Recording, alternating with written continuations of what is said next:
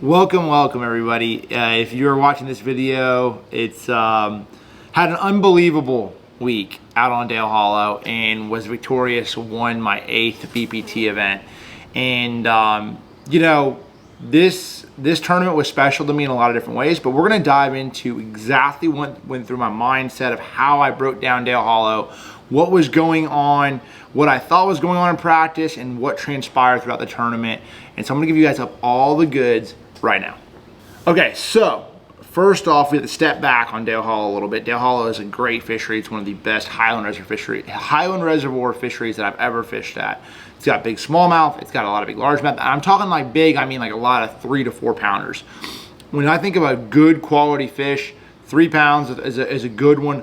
3.5, 3 3/4. I mean, those are really big fish to me. Like, yeah, you're not catching those 7s and 8s and 9s as you will in some areas of the country, but as far as quality fish, that lake is absolutely plumb full of them. And so sort of diving into the lake and what I understand about this body of water, I fished a ton up on Dale Hollow over the years. It's actually sort of where I spend a lot of time in the winter, playing around, having fun. And I just go up there for a day here, a day there, and it's quickly become one of my favorites. Now, that being said, being able to understand how that fishery sets up, even though the water is lower in the wintertime, it's 10 feet lower. So I was able to sort of understand how that lake sets up, where the key areas were, where the big largemouth generally set up in the wintertime at least, where the big smallmouth were. And it gave me a very good understanding of the overall population of fish on that body of water. So going into practice, so that's just giving you the backstory on like my experience there. Going into practice, I really didn't know how this one was gonna play out. We had rain, we had warmer weather, the fish were definitely wanting to start to move up. And so in my mind, you know, it's like first day of practice, there was a little bit of a cold front. I'm gonna run around, I'm looking for suspended fish, groups of pelagic bass that are moving around in the lake. Typically those fish are really focusing on bait. Sometimes there's a lot of bait in those areas, sometimes there's just a little bit of bait in the areas, and they just have a really good opportunity to hoard the bait in those certain zones. It doesn't mean it has to be clouds and clouds and clouds of bait fish. And sometimes it could just be patch of bait here, patch of bait there. And so you have to pay attention to that because, you know, bait's great, but you're looking for the bass around the bait, you know? So I ran around day one of practice and I burned like 52 gallons of gas. I had to stop and get gas on day one of practice because I ran around so much on the lake. Here, there, I had so many different places I wanted to look at. And I was able to sort of get an idea of how things were setting up. Now, this is a cold front day. So I had an okay morning in practice, caught a few fish on bait, felt like that was sort of transpiring a little bit. And I felt like those fish were still suspended and they hadn't quite moved up to spawn. Fast forward to 3 days, last day of practice, it's warming, you have warm nights. Water temperatures come up a couple degrees, and I go into the back of a pocket and there's 3 bass on bed. I go to the next pocket, there's 3 bass on bed. I go to the next pocket, there's 12 bass on bed. And I'm like, oh, it's like the last hour and a half of practice. And I'm like, meanwhile, the eclipse is going overhead. I'm trying to sight fish, look for them, and we have like a full eclipse happening while I'm trying to sight fish. That's not the best, you know, scenario for trying to look for them on bed. So in my mind, I'm like, oh my gosh, they're leaving and they're all heading to the bank. So that's like, so I have a lot of different stuff. And this is the key. Like, I don't like to dial things in practice. I want to get an idea of, especially with an MLF event and a BPT, you have such a long duration of time before you have the championship day. And so many things change. So if I lock into something now, if it's a northern body of water and there's not a lot of things that are going to change, you know, typically you have to dial it in practice a little bit more. But on a highland body of water that has bass everywhere like Dale Hollow, you have to adjust every single day because the fish move so much. There's such a population of fish, they just swim. And so I was really apprehensive of saying, this is how I'm gonna fish this tournament, or I'm gonna do this, or I'm gonna do that. No matter how it was gonna be, I didn't know what I was going to do once practice was over. I just knew I had lots of options. I could fish shallow, I could fish deep, I could fish in between, and we're gonna let it sort of go from there, and I'm gonna figure it out in the tournament. So fast forward to day one of the tournament, I start in an area that I felt like had fish that were suspended Started in that zone with 2 other boats actually, and caught 7 bass in about 45 minutes. And I caught those fish on a mooch minnow right here. This is a mooch minnow, 3/8 ounce weight. It's actually a VMC. I only had a handful, so I had a 3/8 ounce weight right here, and I caught some fish doing that, throwing it around, fishing for those fish that were suspended, and they were really keying in on bait. So you would have fish that were singles, and you'd have fish that were like 6 and 8 bass, and they're hunting. They're constantly moving, hunting. And that's when I would throw a bigger weight, like a 1/2 ounce, or even like this guy right here is a 3/4 ounce with a 1-aught hook. That was when you'd have to throw something heavy to get to those fish, because those fish were moving at such a fast rate. Like you barely get glimpses of them. They're moving so fast you could barely see them on 4-fish soda. That's how fast they're moving. Like they're just constantly moving. They don't have enough. They're moving so fast that it's hard to get a solid return on the fish. That's literally how fast they're moving. So you're like, I mean, they're swimming 2 miles an hour. You're pitching, you're trying to sort of set up where they're swimming to. You pitch out there, and then you get in front of them, and they're just, and also when they're swimming that fast, their eyesight's not that good, right? So they're swim. You get it right to them, it's doop, you catch them most of the time. Now they got it pretty smart. So I catch 7 bass. That sort of goes down. And then I also sort of had a deal, I stopped there, and I stopped in another area, fished around a little bit, scoped around a little bit. There was a group of bass out there. There was probably 30 or 40 bass during practice that I felt like there's multiple little groups. Some were in a couple little zones. They were just sort of swimming around, and I could not really relocate them. I found a few fish, had a few just nip me, missed them, caught a couple small ones, non-scorables, and I rolled out.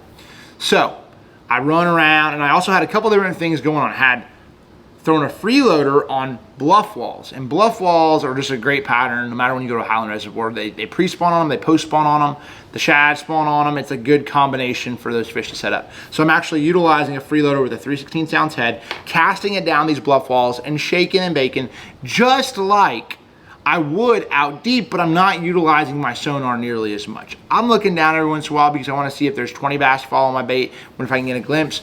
But 90% of my bites doing this I'm not seeing them eat it. I'm just seeing, okay, hey, I got a bite, boom, it's the hook, and then I look back down there to see if there's more fish coming out there. Is it a single, or is there more fish coming?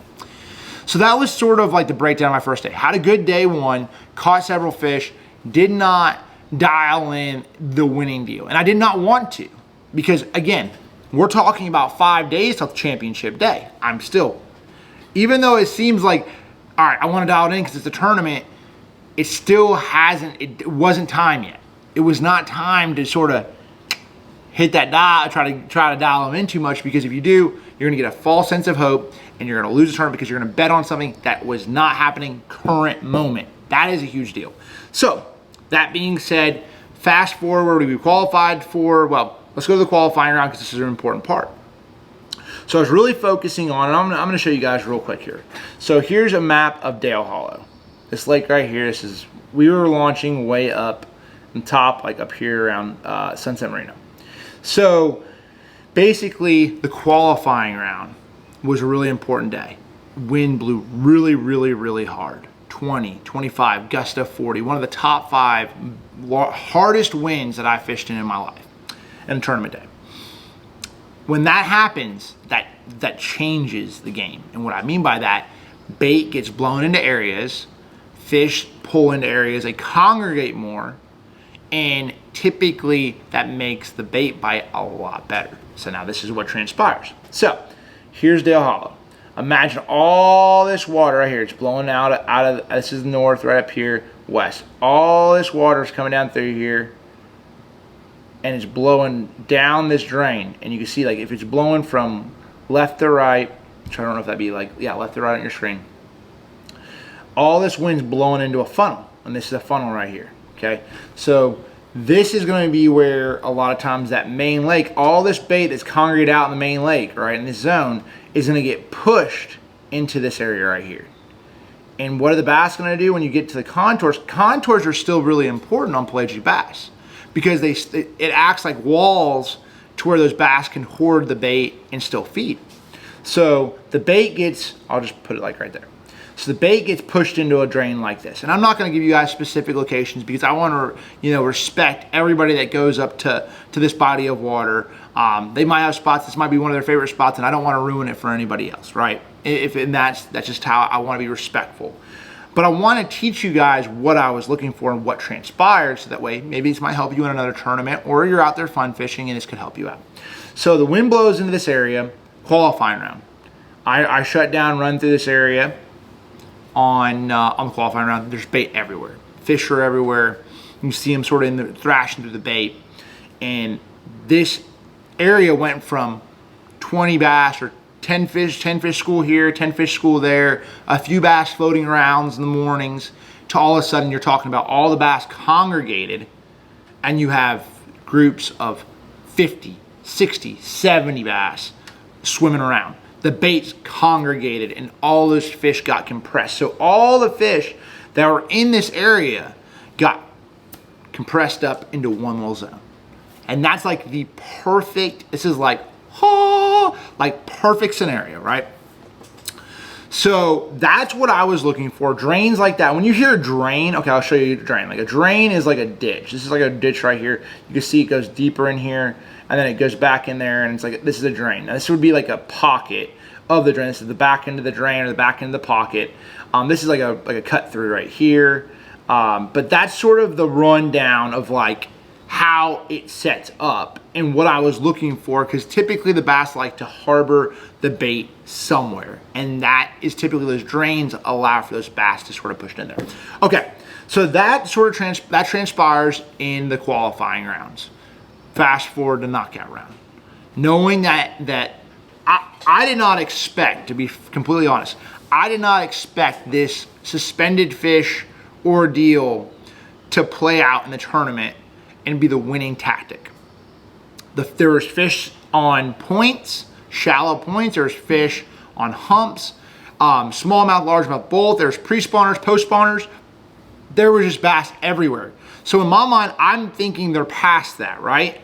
But I still had the one play. I had a couple places that I needed to relocate and just see if those bass were there. Now, qualifying round, it was good. I was able to, relocate some bass that I didn't realize there's even more there. So fast forward to the knockout round. We go to the knockout round, and in this scenario, I'm gonna give you guys a breakdown of like the baits I was using. It was really important choosing the jig head size, and I'm gonna explain to you this. So of course, caught a lot of my fish on the freeloader, this guy right here, great bait.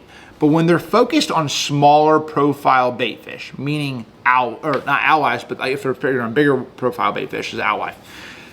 Smaller, that's when I pick up a mooch minnow. And a mooch minnow is not out yet, so I apologize, but I'm at least giving you guys an understanding that profile is really, really key. That's what I need in that scenario for that profile to really fit what I'm trying to target those fish that are eating on smaller profile threadfin. So what I was doing is, when I felt like they were on bait, I was picking up the mooch minnow. If I was fishing cover, I was picking up the freeloader, or bluff walls and picking up the freeloader, because this is the exact same size. It's a little bit bigger profile. It has more drawing power. They're gonna come from further away and they're gonna be able to see this better, right? So you can draw them from further distances with a bigger profile bait. Okay, so the big key though with jig head size, A3/16s, the heavier your jig head, the less rolling action you're going to get in your bait, especially like with a pintail, like a freeloader, or even a mooch minnow. So if I wanted a lot of action, the fish was high in the water column, I'm going to 1/8, a 3/16, maybe a 1/4, and that's about it. Because I want my bait to have action. A single bass is not gonna just go up there and bite something that doesn't look good. He has time to investigate. He doesn't have competition there. He's gotta see what's going on. He's like, no. He's gonna look at it. Does it look right? Is it swimming like? Is it kinked up? No, it's not. Commit, right? That's when it really truly matters. So that's when I'm throwing the lighter heads. When I'm throwing the heavier heads, 3/8, half, 3/4, 5/8, that's when I'm fishing for those fish that are down there in the water column 20, 30, 40 feet deep, and I have to get the bait to them. Now I will still pitch a heavy head on a 3/8 on a single bass out there, one single. But because you have to, right? But your odds of getting a bite sometimes are a little bit difficult because your action you don't have that roll. You don't have the best action in your bait at that point in time. So that's harder to generate the bite typically. And sometimes they'll just nip. So that being said, I will tell you this little tip. So the mooch minnow is not out yet. And so these little tabs right here, I was cutting them off on the lighter heads, and so this little tab right here has a little baby, like a little tail action. Just real small little kick, right? So a swim bait has too much drag when you're throwing a heavy head. So when I'm throwing a 3/8, a half, or 5, a 5/8, 3/4 ounce head, it has too much drag on the fall. You know what I'm saying? So it's not real natural, and so that's why I designed the mooch minnow, to give me the best of both worlds. So I have the profile, but then I also have that little baby tail kick, and if I want more rolling action, like the freeloader was designed to do, then I cut those tabs off on the end to where there's less drag, and then that makes it more unstable. See what I'm saying? So that's the big key with that, and that was the big deal. So picking your jig head size, I caught them on a Streaks. Or on a Streaks, but I caught him on a sleek head, and that was something that right here is a sleek head right here. I caught him on a couple different jig heads. These are brand new jig heads that aren't out yet from VMC. These are the actual tungsten jig heads. They're not quite there yet either, but they will be out at ICAST. And so that I did end up not having enough to finish the tournament out, so I had to use some other jig heads. But that's where the sizes were really key. And the size were really key in generating those bites and understanding where the fish were in the water column. So that being said, so final day. Let's talk about the final day. Final day had a really, knockout round day. There was 2 real main zones that I wanted to focus my time in. I shut down the knockout round morning, and there's another angler right on the real meat of the zone that I wanted to fish. So I shut down on my waypoint. I pan towards him. They're there. And I'm like, you know what? I have another area in my back pocket that, now both these places I started on, or I fished the first day of the tournament. I was trying to run it, and I'm like, do I want to start where I caught them day 1, or do I want to? Well, if I can start there, I don't know who else is going to be fishing there, because you have to understand there's 2 10 groups. The knockout round is like you have the top 10 from you have a top 10 from Group A and top 10 from Group B. I'm in Group B, and there's 10 other anglers on the water that you don't know where they're fishing. So I'm like, well, I need to know, this other area is a lot bigger of an area, and I know there's a lot of fish going right here. So I'm gonna start, I don't wanna get in a bad rotation. I'm gonna start there and then work my way back. So to my surprise, I shut down in the other area, shut down and leaving that spot for the other angler, and shut down, and there's nobody there. And I'm like, okay, well, we're gonna catch them pretty quick and pretty easy, I feel like. So quickly on the knockout round, catch some big ones, boom, boom, boom, boom, boom, boom, boom, like good fish, good fish, good fish. And I'm like, okay, I thought it was gonna take 50 pounds to make the knockout, or to make the championship round. So I catch 50 pounds in like an hour and 15 minutes. And I'm like, okay, done. I'm done, it's over with, we're good. I catch them like, quickly, and yeah. I'm ecstatic, obviously, and now I have time to go practice and try to expand on what I already know. So of course I go back and check the area that I was trying to start in. They're still there. There's still plenty of bass there. And with the wind blowing even more, these fish are still 50, 60 fish schools, plus a lot of fish floating around. Felt really good about those 2 areas. So after I sort of was able to do that in the first 2.5 period and a half, boom, I run around, look, and I add a couple more things into my arsenal. And that was it. So championship day, fast forward, that wind still, the big key with this though, the wind's blowing in, gonna blow really hard today. The wind's gonna blow really, really hard. So I'm thinking already, it's gonna blow really hard out of the west. I'm gonna have one zone I'm gonna be able to fish all day because it's protected. The other zone, I have to fish the first period, because when you're utilizing forward-facing sonar, it's a lot easier when there's not a lot of wind, and it's a little bit harder on boat control. And so I'm able to go in and I'm like, all right, I'm gonna start in a zone, start there and catch 70 pounds, bop, bop, bop, bop, bop, catch them like crazy. And it was a great start. You know, it was a great start to the morning. And in that first period, catching 70 pounds, you couldn't even act. I caught him so quick, I'm just like, I didn't say anything. I was just like, my mind was catch as many as I possibly could. And when I'm talking about 70 pounds, I'm talking like I caught a 5-pound largemouth. I've caught several like up there in the high 3s. These are all quality fish. I had over a 3-pound average out of whatever, the 70 pounds in the first period. It was like, okay, this is pretty insane. And fast forward throughout the day and ended up able to catch, 40 some more pounds and win the tournament. So that was the deal. I caught the fish doing a lot of different things throughout the week, but the minnow was the king. And Mooch Minnow did a number on it. That's actually 4 tournament wins right now this season for a Mooch Minnow and a freeloader combination. A little crazy to think that is already transpired with this bait. And I will give you guys, I apologize. The freeloaders are really hard to get right now. We've been trying to make them as fast as we possibly can. Heck, they almost had me come to the factory and start making them myself. They were so mad. They're like, if people want them now, I know, be patient, please. We're trying to make as many as we possibly can. We had more molds made. I mean, it's been work in progress. We did not anticipate, obviously, this craze happening, and we just wanted to let you know that it's like, look, we're trying. We're trying, and I'm hoping to get these Mooch Minnows in the academies here soon. It's probably going to be more towards August. This bite is going to sort of tail out. That thread fin fish on bait bite is going to start to tail off, and you're going to have fish actually sitting on the bottom more. So this is sort of the tail end of the bite, in at least my part of the country. But the freeloader will definitely still play because the bait gets a little bit bigger, and it's one thing that I'm always going to have tied on throughout the whole duration of the summertime. It's a really good bait to be throwing anytime. So that's the breakdown on Dale Hollow. That's how it was won, and that's what went down. I mean, I went through a play-by-play, how I sort of thought about it. I did not anticipate it. If you would have told me beginning of this tournament, Jacob, are you going to win this tournament on bait? And you said, bet me $100,000. Or bet me $1,000. I'd have said, no way. I'm not going to do it. Because I just felt like it was leaving. And then it just goes to show you that you always have to keep an open mind. Every time you go out there, you think you know what's going to happen.